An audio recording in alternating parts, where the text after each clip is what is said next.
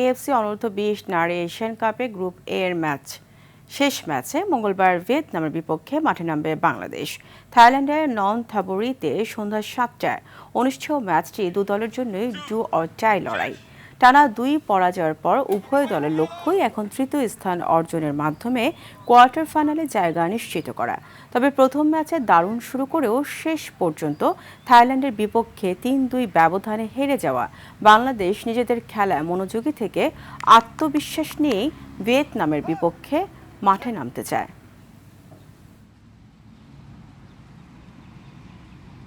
প্লেয়াররা বুঝতে পেরেছে, তারাও আত্মবিশ্বাসী, কারণ ম্যাচ বাই ম্যাচ তারা ভালো করেছে।